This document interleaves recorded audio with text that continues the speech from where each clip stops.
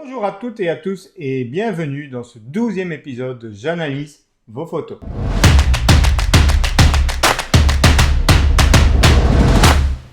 Le thème de cette quinzaine était l'or bleu. Alors certaines photos proposées par les participants vous sembleront peut-être hors thème. Ce sont les commentaires qui sont revenus quelquefois sur mon groupe en dessous de certaines photos. Alors il faut savoir que je ne trie pas les photos qui me sont envoyées car je veux être objectif, c'est-à-dire je ne veux pas limiter une participation sur base de ce que moi je pense ne pas être dans le thème. Donc je les publie toutes et puis c'est aux participants ou vous de juger si telle ou telle photo était bien dans le thème ou pas. Donc je vous les passe en diaporama comme d'habitude afin que vous puissiez voir les belles participations qui nous ont été proposées encore cette fois.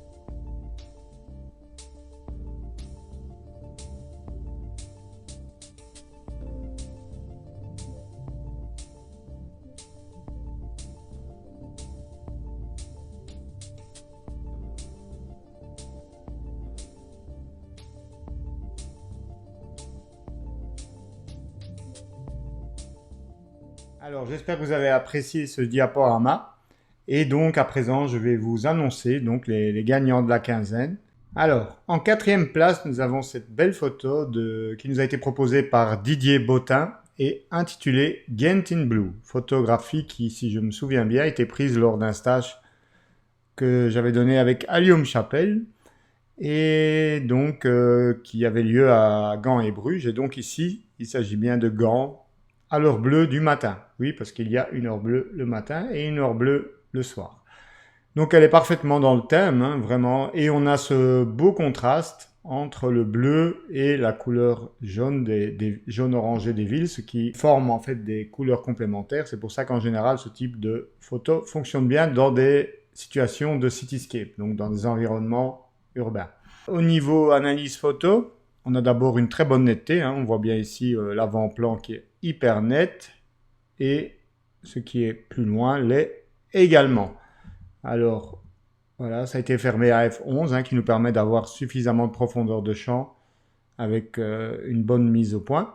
Alors honnêtement j'aime beaucoup cette photo, la composition est très bonne, hein. Donc ici j'aime beaucoup cette ligne qui amène vers le pont et cette ligne convergente ici qui amène également le regard vers le pont. Le sujet principal, évidemment, est ici la tour hein, qui attire tout de suite l'œil.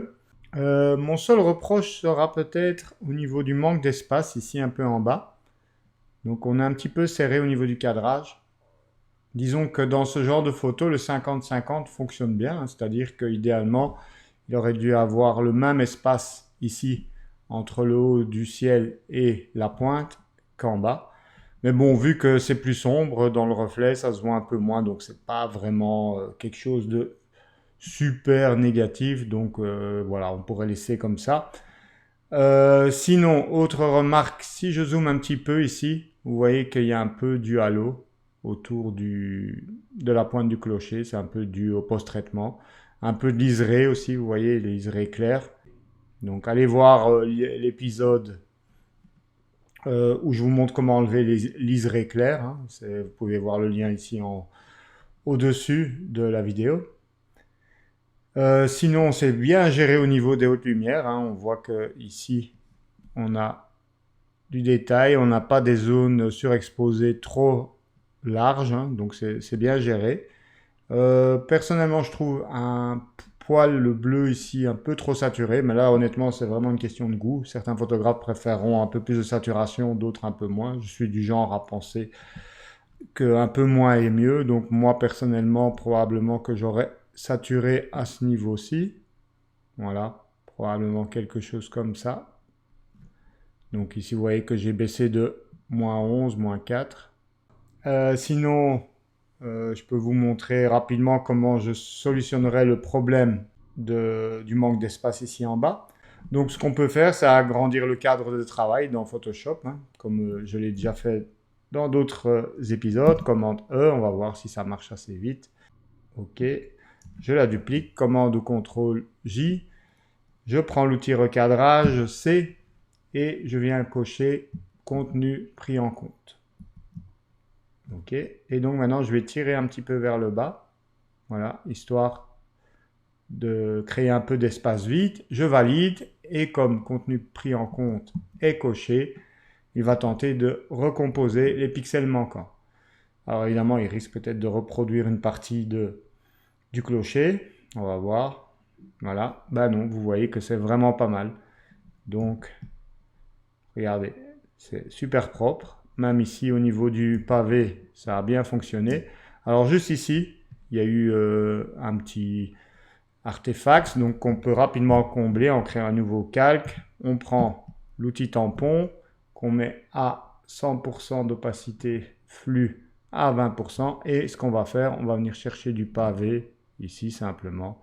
Voilà. Et on va rapidement reconstituer, voilà, ce qui manque pour que ce soit invisible. Ici, on peut dupliquer par exemple la ligne noire pour ajouter plus de réalisme à la transformation.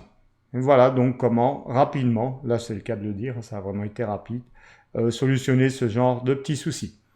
Alors bravo encore Didier pour cette belle 4e place. Alors on repasse dans Lightroom.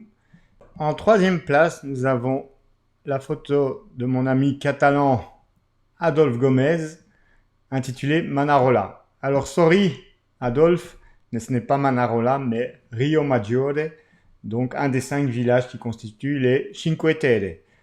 Donc je peux comprendre, hein, ces noms de villages sont pas faciles à retenir, il m'a fallu quelques années avant de les mémoriser également. Donc voilà, comme ça Adolphe, tu sais maintenant, à présent, quel est le village dans ta photo. Alors, très bel angle de prise de vue, donc c'est pour ceux qui connaissent, c'est pris depuis le brise-lames, hein. Donc malheureusement, lors de mes stages, je ne peux pas y accéder chaque année. Ça dépend un petit peu en fait de si la mer est calme ou pas, parce que sinon c'est quand même assez périlleux. Certains stagiaires se rappellent d'avoir été un petit peu mouillés, hein, en tentant d'y accéder. Mais si vous avez l'occasion d'y aller par mer calme, c'est vraiment un spot de ouf. Alors, il faut savoir qu'en bateau, vous pouvez également y accéder en haute saison, donc vous pouvez avoir ce même genre de prise de vue. Alors, pour revenir à la photo, alors personnellement, j'ai beaucoup aimé le contraste bleu-doré, hein, qui fonctionne, comme je l'ai dit déjà dans la photo de Didier, à merveille, puisque ce sont les couleurs complémentaires. Ici, j'aime beaucoup le bleu. La composition, j'aime beaucoup en fait cette forme en V. Certains trouveront que c'est trop centré, mais moi personnellement, j'aime assez. Et je vous avouerai que si vous connaissiez le spot, vous n'avez pas vraiment le choix d'aller plus vous décaler à gauche. Et si vous vous mettez plus à droite, il vous manque toute une partie ici du village. Donc voilà, pour moi, c'est vraiment une bonne composition, connaissant en effet la toponymie de l'endroit. Alors, au niveau critique, qu'est-ce que c'est bien net. On sait même lire quasi les inscriptions. Au niveau de lumière, personnellement, j'aurais tenté de récupérer un peu de détails dans ce genre de zone-ci. Alors là, ce ne sera pas possible puisqu'on est sur du JPEG, mais avec les RAW, vous pourriez tenter via une fusion d'exposition. Sinon, peut-être que l'ensemble était un rien trop doré. Enfin, ça, c'est encore sujet au goût et couleur, hein. Donc, personnellement, je crois que je refroidirais un rien le centre. Donc, je prends rapidement un filtre gradué juste pour voir ce que ça donne. Je le place au centre et je change un peu la balance des blancs. Donc, vous voyez, je viens un petit peu refroidir, c'est-à-dire que j'enlève un peu la dominante jaune. Alors, je peux faire idem, hein, sur le reflet du coup. Ok, je tire un dégradé sur le reflet et je baisse un petit peu. Voilà, alors on peut voir un avant-après rapidement, Y. Voilà, à voir. C'est vrai qu'honnêtement, c'est pas mal en ce côté doré qui apporte un plus à la photo. Là, je trouve effectivement que c'est un peu moins bon. Donc, on peut toujours revenir un petit peu sur le réglage. Donc voilà, vous voyez, c'est du direct, hein. Donc, je fais des essais-erreurs en me basant sur ma perception de ce que cela pourra rendre. Mais voilà, c'est pas toujours mieux. Donc ici, ce que je vais faire, je réinitialise et finalement, c'est très bien comme ça. Alors, en termes de composition, il y a deux éléments qui attirent mon regard vers l'extérieur. Il y a ce buisson ici. Là, ça, je ne laisserai pas du tout. Donc ça, rapidement, avec l'outil correcteur dupliqué, on va venir effacer. Voilà. Alors, on peut recouvrir un peu plus la zone. Le contour progressif est un peu trop élevé. Voilà. Et donc, je viens rapidement. Alors, vous pouvez constater hein, que la retouche dans Lightroom n'est vraiment pas idéale puisqu'elle laisse un petit peu des traces, etc. Mais c'est pour vous montrer qu'on peut parfois y arriver assez rapidement. Alors ici, il y a ce rocher qui attire mon regard. Pourquoi? Parce qu'il est plus clair. Donc comme il attire mon regard en dehors, ce que je vais faire, je vais simplement à l'aide d'un filtre radial venir baisser les hautes lumières, les blancs, voilà, et peut-être baisser légèrement l'exposition. Ok. Donc je vous montre un avant-après. Voilà. Avant-après. On dézoome. Je clique sur terminer. Voilà. Vous voyez que cette zone attire beaucoup moins l'œil qu'auparavant. Voilà. C'est à peu près tout. Alors le redressement des maisons. Faut savoir que dans ces villages italiens, c'est quasi impossible de savoir ce qui est vertical ou pas. Donc personnellement, je laisserai comme ça. On peut se fier aux poteaux, quand vous voyez les poteaux qui sont censés être droits, hein, c'est pas certain qu'ils le sont. Ici, ça m'a l'air relativement droit. Vous voyez, c'est vraiment les maisons qui partent dans tous les sens, hein. Donc c'est ça aussi qui fait le charme de ces villages italiens, donc ne pas chercher systématiquement à tout vouloir redresser. Bravo Adolphe pour cette belle image et bonjour à tous mes amis catalans. En seconde place, nous avons cette belle photo d'Anne Radley-Donnet qui est intitulée Le phare veille. Je trouve que le titre est également bien choisi. C'est une très belle photo, très minimaliste et que j'aime beaucoup. Je lui avais donné un de mes votes, je ne sais plus lequel, mais en tout cas, elle était dans mon top 3. Alors, qu'est-ce que je pourrais éventuellement améliorer? Alors, si je regarde, elle est un petit peu sombre, hein. On voit qu'ici, j'ai un tout petit trou dans l'histogramme. Alors, c'est pas obligé, c'est un peu question des goûts. Mais si vous voulez vous assurer d'avoir la luminosité idéale, vous prenez le curseur des blancs et vous maintenez la touche Alt enfoncée. Du coup, vous voyez l'image en noir et vous tirez à droite jusqu'à ce qu'en fait, quelque chose apparaisse dans l'image. Donc, concentrez-vous sur le milieu de l'image et quand vous voyez quelque chose apparaître, vous revenez en arrière. Voilà. Vous aurez atteint ce qu'on appelle le point blanc, c'est-à-dire que l'extrémité, les données touchent le côté droit de l'histogramme. Et donc, on peut voir rapidement un avant-après. Vous voyez que la luminosité est un peu plus forte, voilà, donc elle est un peu mieux exposée. À vous de voir si vous préférez ou pas. Moi, personnellement, je crois que c'est ce que j'aurais fait, tout en rebaissant un chouïa. Alors, quand je dis un chouïa, vraiment un chouïa, les hautes lumières. Voilà, ça aurait été moi, ma version, mais après, c'est une question de goût. Certains préfèrent un peu la sombritude et l'auraient laissé plus dans cette ambiance de nuit. En tout cas, c'est une très belle composition, parfaitement minimaliste. L'eau, tout est propre. Et le sujet est clair et limpide. Bravo Anne. Alors, notre grand gagnant de la semaine, puisque c'est un gagnant et non une gagnante, est, alors que je retrouve la photo, Philippe Letellier avec cette superbe photo des Lofoten en Norvège. Vraiment une très belle photo. Dommage que Philippe, tu ne nous aies pas proposé un titre. Cette photo est vraiment super en termes de composition. Alors certains ont fait le commentaire qu'elle ne correspondait pas tout à fait à leur bleu. Personnellement, je ne suis pas tout à fait d'accord. Pourquoi? Parce qu'en fait, on est typiquement là en début d'heure bleue ou fin d'heure bleue si c'est le matin. C'est-à-dire que l'heure bleue a différentes phases. On va prendre le cas du soir. Elle démarre à peu près 15 minutes après que le soleil se soit couché et dure grosso modo, on va dire maximum 1 heure. Elle a un pic où le bleu est vraiment le plus intense, mais donc il y a un début d'heure bleue et un fin d'heure bleue. En fin d'heure bleue, le bleu est vraiment profond. En début d'heure bleue, il est un peu comme ici. Voilà.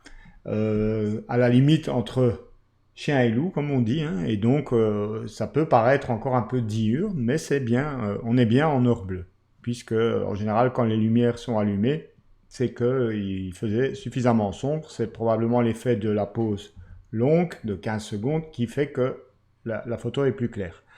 Alors ici, il y a aussi une dominante un petit peu cyan. Philippe a fait tirer le bleu vers le cyan, mais c'est une dominante qu'on peut rapidement corriger ici avec l'étalonnage. Voilà, si c'est pas ce qu'on désire.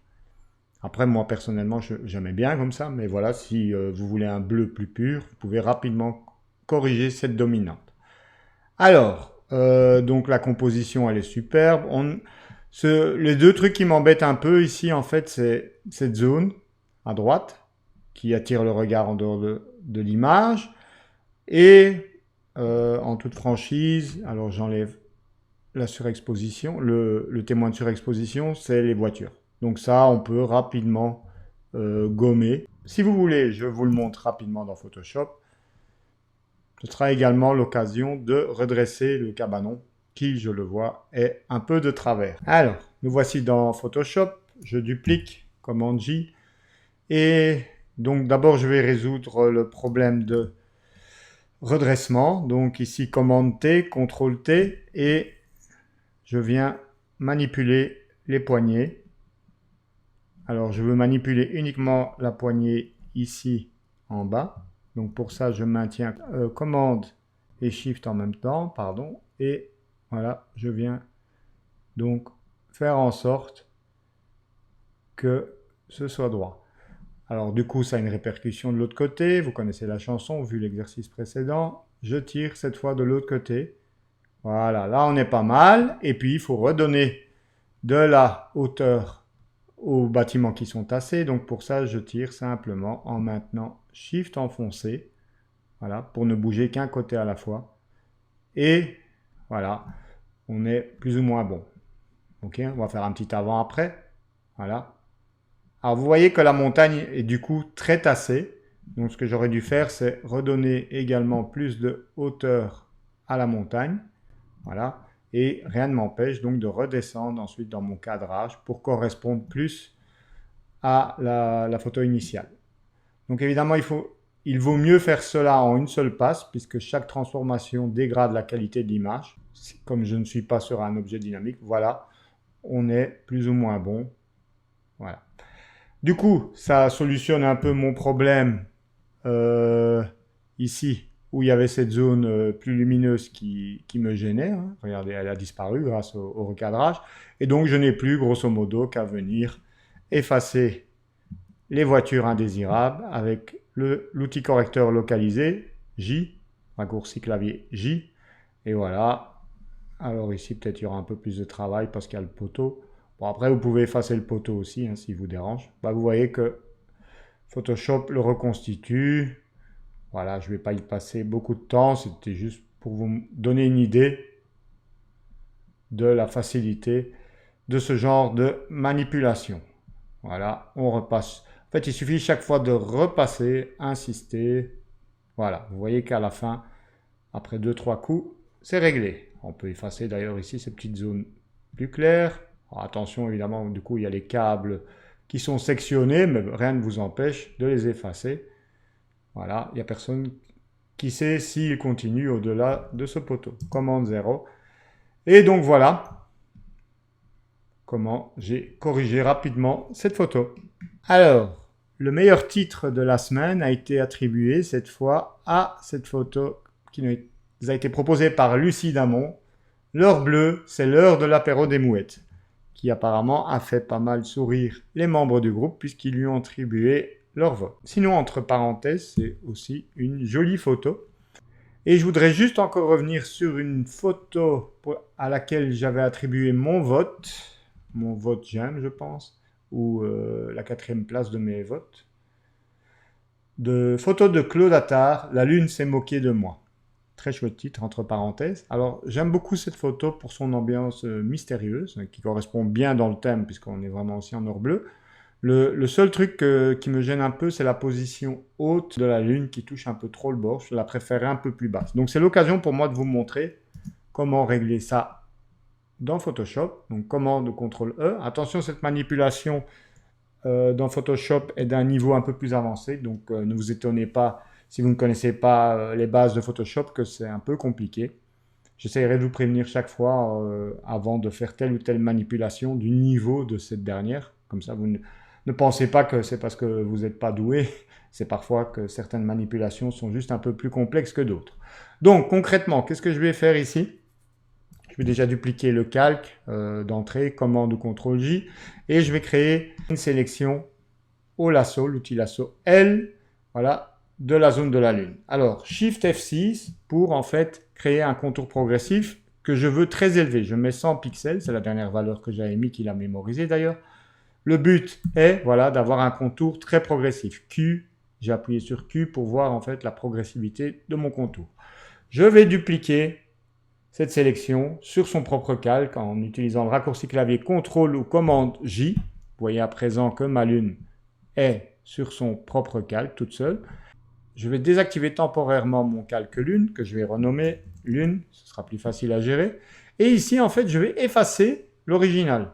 Donc, je refais rapidement une sélection au lasso et je viens, alors, pas prendre le contour progressif, mais Shift F5, remplir avec contenu pris en compte. Et je veux faire en sorte qu'il efface, voilà, cette zone bleue, la Lune, qu'il efface la Lune. Et je vais un petit peu fignoler, donc je vais prendre l'outil pinceau, prendre un peu de bleu et venir, voilà, uniformiser un peu le raccord. Donc là, c'est comme s'il n'y avait plus de lune, ça c'est propre. Maintenant, je viens remettre ma lune et cette fois, je vais la baisser.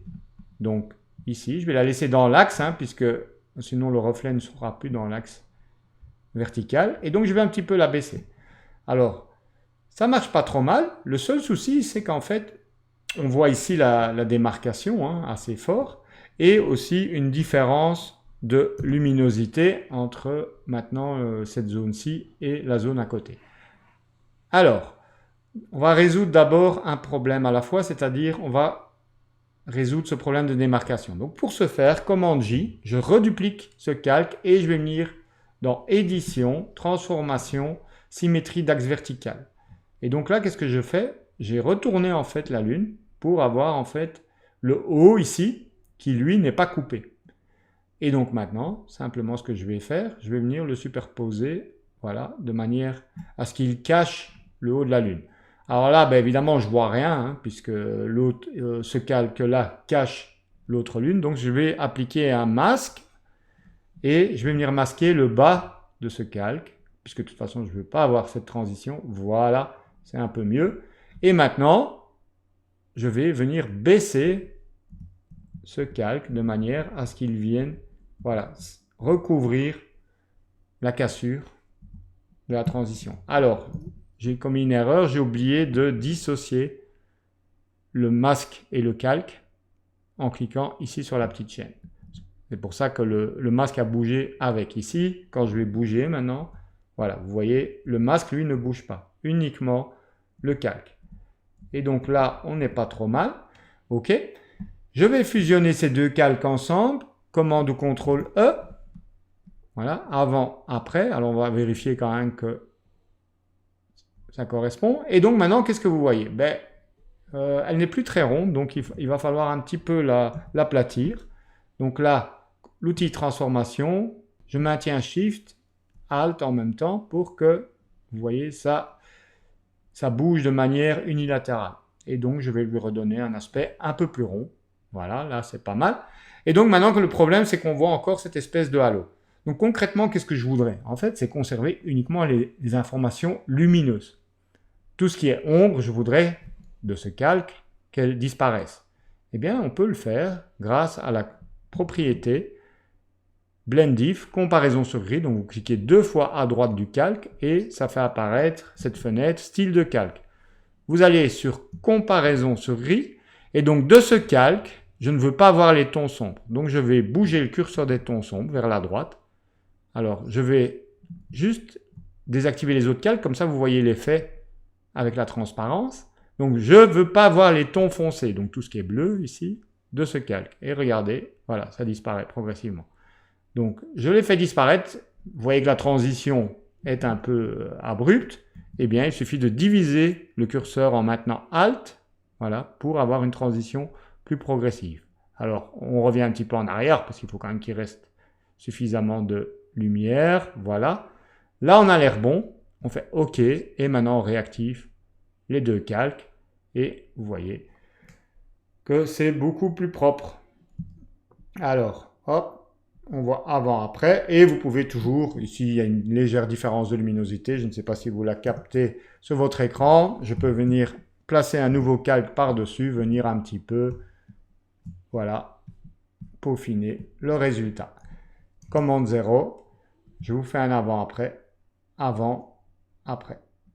Voilà, ça me permet d'ailleurs de voir qu'ici il faut un petit peu uniformiser. Mais grosso modo, j'ai réussi donc à déplacer ma lune. Et voilà, c'est sur cette dernière photo manipulation que l'on va se quitter pour cette semaine. Je vous donne d'ores et déjà rendez-vous la semaine prochaine. Profitez bien. Si vous êtes en vacances, faites plein de photos, c'est le bon moment. Et je vous dis à bientôt. Ciao, ciao.